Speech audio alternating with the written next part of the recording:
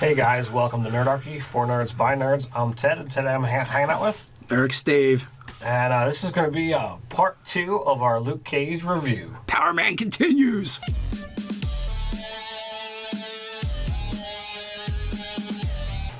Jump down in the description below where you can find Nerdarchy, the newsletter, learn how to game with us, as well as get weekly tips delivered to your inbox. Alright, so you were saying off camera that you felt that there were things in our previous review that you forgot about, or you didn't mention it. So we figured we'd jump back in and we would revisit it because it was a really cool series. I'm actually considering watching it again. Since we've done that one, I have to try and remember, but I'll try and remember to put some links to some other people's reviews. Comic Book University did a pretty lengthy one for each episode. Also, the Black Tribbles did like a town hall meeting talk on it as well. Which is like 2 hours long. It was good though. Yeah, Black Tribbles, if you don't know, is a podcast. It's a local podcast here in Philadelphia. We've done a crossover event with them. So I had checked out theirs, and they had said some things, and I'm like, I think you got it wrong. One of the things I was disappointed I didn't mention, I felt like the Shades character in Luke Cage. That character reminds me of an evil Adam Sandler. Just the way he talks and the way he looks. I don't see the looks of Adam Sandler. I can kind of see, maybe some of it. But for me, when I saw him, like, part of me was like, I think I know that guy because he looks very similar to somebody that I used to LARP with. Yeah. And like there were a number of times where I'm like, let me watch the credits. Is that him? Like, I know it's not because I would know something about it. Because I'm friends with the guy on Facebook. He's secretly an actor. He just never told anybody. He doesn't want you to know. He disappeared from the East Coast and moved out to the West Coast where they filmed it. And no, I don't think that happened. So one of the things that the Black Tribbles were saying was that it didn't feel real to them that the Shades character never got tested. Like, he just comes in and starts working with Cottonmouth, and no one really questioned that. But like, I was like, oh man, you guys got it so wrong. Like, they talk about him running with Cottonmouth when they were younger, so he's from the neighborhood. Like, I think when he goes up to Mariah, he's like, don't you remember who I am? And like, mentions some stuff, and or she says something like, oh yeah, you were that kid coming around, or something like that. The thing that I actually like, particularly about Shades, was that he didn't need to be vetted. When he walked on, like, you could see the trepidation in the other people. There was already an establishment of who that character was. Just not with us, the viewer. Correct. And sometimes that's actually better to just have to take that at face value rather than have to, every single time I want to bring somebody new onto the scene, that we need to go back and say who this guy is and what they did. Like, I kept expecting throughout the whole series, like, is this a guy with powers? Does he have something? And, spoilers are going to happen here in the video. So, again, if you've watched the other stuff and you haven't watched the show yet, stop, go watch the show. But, like, when they reveal, like, all right, he was in the prison, Seagate with Luke Cage, I'm like, okay, well, maybe something happened there as well. But then the machine breaks, and I'm like, all right, so when is this gonna happen? Like, because he's got that air, that aura of power, and I'm like, all right, does he have something or does he not? I don't know whether I mentioned this in the other video, but like the same situation happened with the detective, Misty. Yeah. Does she have superpowers? Is she some kind of diviner? Well, in the comic books, Misty actually has... She becomes like a detective, and she has a bionic arm. Okay. So, like, for people that are familiar with the story and the characters, I keep waiting every time someone's like, is this where she loses her arm? Is this where she loses her arm? But I think finally, like, towards the end, she's having problems with it. She doesn't take care of it. Like, I think, like, going into the next season, like, she's going to have an infection or something, and they're going to have to take the arm. And then, hopefully then, maybe they'll do a walk on Robert Downey Jr., because Tony Stark is the one that gives her the bionic arm. We'll get to see that. But, you're wrong. Shades does have a superpower. He's like the ultimate toady. That's his thing. Like, his thing is being the number 2 guy. He walks on, he's the number 2 for Cottonmouth. Nobody questions him, nobody messes him for 2 reasons. 1, he's got rep in that neighborhood, and 2, he's known to be connected to Diamondback. And nobody's messing with Diamondback because he's a bad mofo, right? So if this guy has earned Diamondback's respect, then chances are he's not someone you're going to want to trifle with.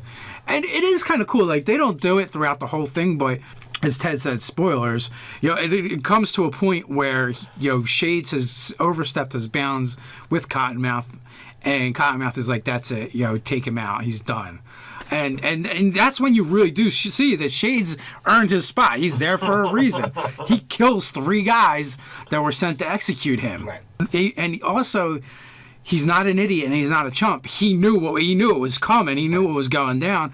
And at the same time, like, this character is so mellow, so cool throughout the whole season that he doesn't flinch. He doesn't even make the first move. He just waits for them to do their thing, and he just responds to it. He's very reactionary in the way he does things throughout the series. But there's also a lot of forethought with it as well. Like, he's got things where he's planning, and he's got pieces in motion. Throughout the series, they keep referencing chess stuff. So although I don't know whether Shades ever sat down and played a game of chess, I imagine he'd be pretty good at it. Yeah, well, that's the other thing, and that character actually doesn't want the spotlight. He doesn't want to be the guy. It clearly has the skill set to be the guy, but he doesn't. Like, he eggs Mariah on for her to take Cottonmouth's place. Well, I think he advises. He's an advisor. I think that just goes to show the level of intelligence, because he knows, like, people are always going to go after the guy. They're always going to go after the top. So if he can slink off in the shadows, like, he doesn't need the throne. If he's got the ability to be behind the throne playing the manipulation game, he's got all the power that he wants without being the guy to get targeted. Yeah, that's always a tricky spot to be in, though, because he plays it well throughout the whole series. Oh, wait a minute, it's not Cottonmouth that sends him to be executed. It's actually Diamondback. But the problem is, as you can see, like, it is the throne that sends the executioners for him. That's true. So it's a precarious place. Like, you need to be the second to someone who's strong enough, but maybe not too strong. So it's a precarious place. So like, that's like the whole, like, kind of like Shades arc in Luke Cage. And that's the one spot where I disagreed with the Black Tribbles. They put together a really good podcast on it. So also Diamondback as a villain, as a super villain, he again, and I don't know if we mentioned this before, how they throughout the series they talk about Justin Hammer. Who is kind of like an important criminal element to the Marvel universe. First with the guns that Cottonmouth is selling. And then I believe I don't know if the Judas bullets actually came from Justin Hammer too or not. I think they did, but I'm not certain. Yeah, I think so too. Like, that's kind of like the supplier.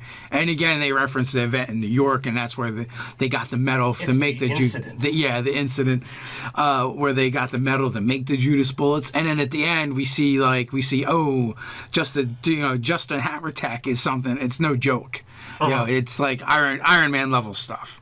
And the interesting thing I thought about that was Justin Hammer was the corporate rival for Tony Stark in Iron Man 2. Yes.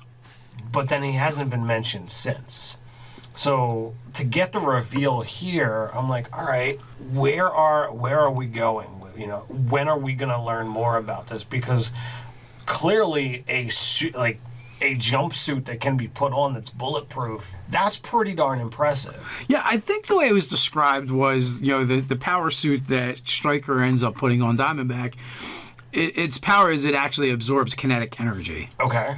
And then it transfers it to strength. Okay. And that's why Luke Cage was actually able to defeat him, because I think like Diamondback says something along those lines. This was designed to take you out, or something like that.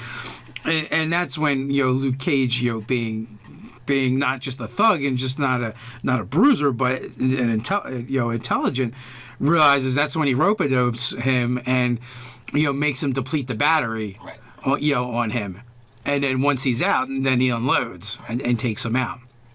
That was kind of weird. It's like, why can't he just like rip it off, rip off the battery pack or something like that. That's what I was expecting to happen. Like you just you grab your piece and call it done. Yeah, because everybody's looking, going, "That's a battery, right?" But I don't know. That never happened. Instead, they decided to do, and they did the cool thing with the boxing. So I thought that was cool. Oh, you know what else? The Black Triple said where I kind of really disagreed with them was, like, they felt like the animosity between Stryker and Luke Cage was really forced and didn't feel natural and didn't make sense because they're boys through the whole thing, and then all of a sudden, now Stryker hates him. And I'm like, no, there was a tipping point. Like it was really clear in the series to me, and it made sense from the standpoint of a crazy guy. There's one point where what was Luke Cage's original name? Carl. I forget the last name, but it was. However, so when they're kids and something happens. Carl Lucas. Lucas, that's it. So he's like, well, I'm a Lucas, and like. If that's the tipping point that you're talking about? No. That was kind of like a knife in the... I feel like that was like a little bit of a twisting of the knife, but that wasn't it. All right, so what do you feel was the tipping point to drive him? Because I kind of agree with the Black Tribbles that you have all these connecting moments. I'm here for you. I'm here for you. I'm here for you. I'm here for you. I'm trying to kill you. So... They steal a car together. Uh-huh. The Corvette, they take it out to a riding, they get caught. And then Carl Lucas gets to go to the military. Gets to go to Marines. He goes to prison. Okay. While he's in prison, his mother dies of cancer alone. Okay. So to me, that was the tipping point. That's where, and what he did was, right, so this instance, because he is the bastard child and he's shunned, he's sent off, he's not giving the privileges that are given to the Lucas child, being a Lucas child, because he's a Stryker, and that's the breaking point for him, in my opinion. Him being in prison while his mother's dying, and Carl just gets to go off and play Army, and so that solidifies the point. And there's also this perception that Carl has this better life than Stryker as well, and that he's got this great relationship with his father, but he never had that. Right, but for someone who outside looking in, yeah. So he's always been envious of him, but he's also been his brother at the same time. But the tipping point was when their father goes, "This is my son. This is the one I'm going to protect and look after. You are nothing. You're nobody," which really turns the knife and makes him really hate his father. But he takes that hatred and he turns it towards the son, who he believes is privileged, and maybe it's not so much about just making Carl suffer and hurt, but making the father suffer and hurt because he perceives that his son is so important to him, right? And they just don't have the relationship that he believes. So if you punish the son because it's the favored, it will in fact punish the father and the son. Yes, and that was my interpretation. And let's face it, right? This guy is a mastermind criminal, a murderer. He's got his hands in more dirty things, right? That's not a sane person. Like, people who live that lifestyle, they're not sane. They're not right. So to put like normal person logic on them is flawed to begin with, in my opinion. Because I guess that's why I had a little bit of a disconnect. But what you're saying makes sense. Yeah, so so he just amplified these feelings, and so to me it made perfect sense. Like, that was the breaking point that broke him, that drove him over the edge. Like, you know what? It's right. It's right. All I am is a criminal. That's all I'm going to be, and I'm going to take everything from you and your family. If all I am is a criminal, I might as well own it. Be the best criminal I can be.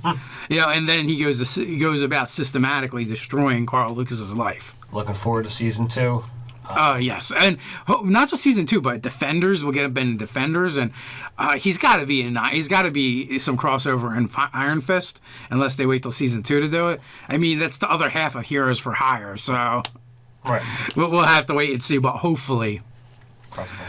Yeah. So what do you guys think? Part 2 of a review of Luke Cage. Have you checked it out yet? Let us know, what we got right, what we got wrong. Put in the comments below where you had it, like, share, and subscribe. You can go hang out with us over on Facebook. So until next time, Stay nerdy.